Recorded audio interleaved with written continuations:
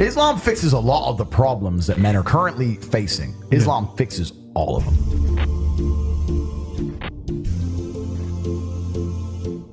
I think it's the last religion on the planet. So if it's the last true religion on the planet, then it has to be the correct one. And I'm not a Muslim, but if I had to bet on one religion as if I were betting on the stock market for the future, you have to bet on Islam. Because Muslims are intolerant.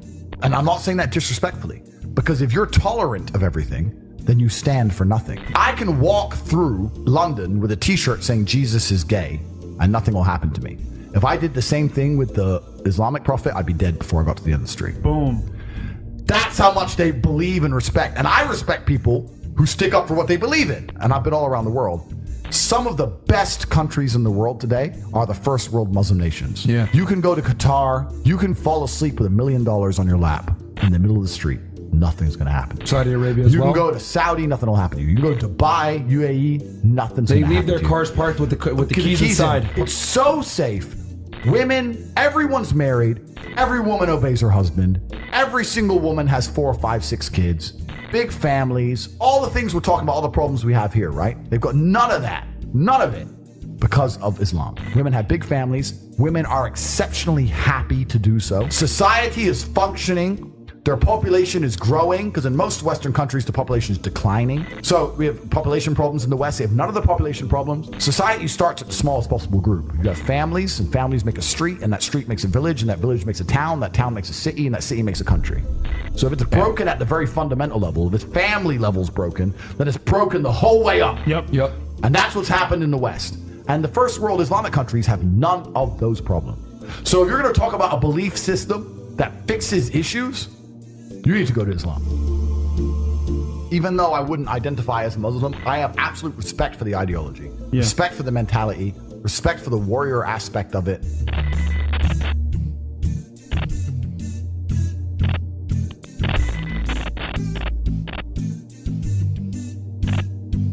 I know you're interested in Islam. Yep.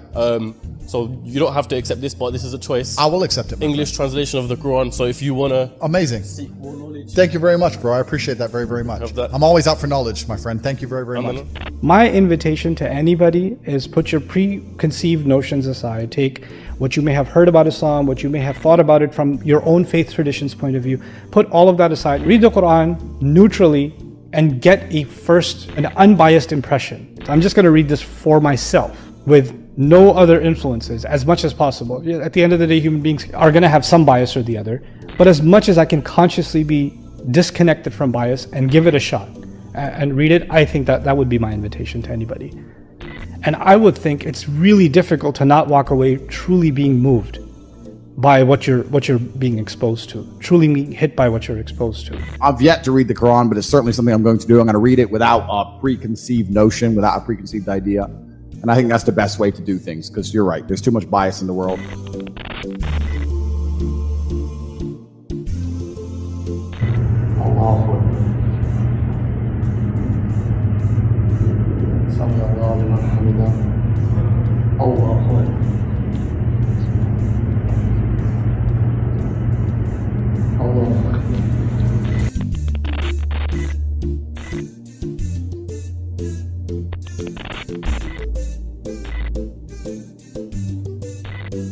This is all haram. No, this is haram, bro. This is haram. Wait, are you Muslim? Let me I'm Muslim, yeah. Welcome to the new Muslim Tate.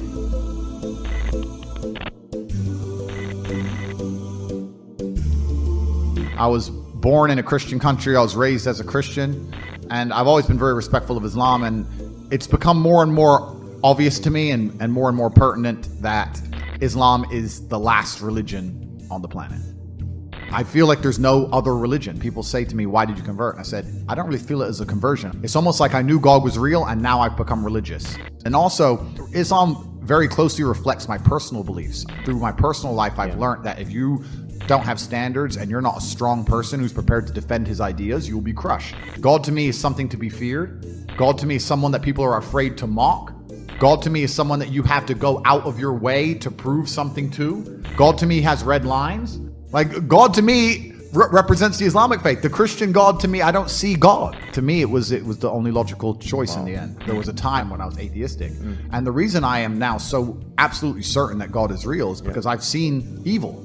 I've seen shaitan. I've seen it. When you see enough evil, you realize that there must be an equal and opposite force. And there are people out there in the world today doing the work of the devil, genuine demons, who are trying to destroy the baseline morality that's inside of all of us. We're all born with some kind of morality, and they're trying to destroy it. And this is why perhaps I found God the way I did, because I understood all these things first, and then I saw the Quran, and it confirmed so many things for me. You know, like even the conversations I've been having so far, so many things have been confirmed, and it's amazing the knowledge that's inside of it, which is so applicable today. For an old book, right? You know, it's supposed to be old, but it seems so timeless. But it's truly amazing. I think when you have negative experiences, and I'm talking about truly negative experiences, I've had a few where you come close to losing your life, or you meet other people who come close to losing their lives. Nobody's an atheist at the end, my friend. Atheists stop being atheists quickly when the game gets real. So all of us innately understand in God. The most atheist man alive will pray if he really needs help. And also, if we're going to talk about happiness, we're here to be happy and we're here to enjoy ourselves.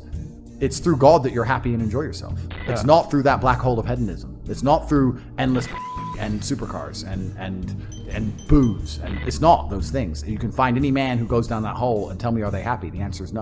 Who's the man who's happiest? The man who's praying. If you remove God from society completely, if you click your fingers and he's gone, if you completely remove religion from earth, you'll see the devil appear pretty quickly. You'll see mass breakdown of society. You'll see crime. You'll see rape. You'll see murder. You'll see theft. And then you'll understand that God is a real force. I just truly respect and understand that God is real. And I truly respect and understand that with my own eyes, what I've observed, the truest way to show respect to God is through Islam.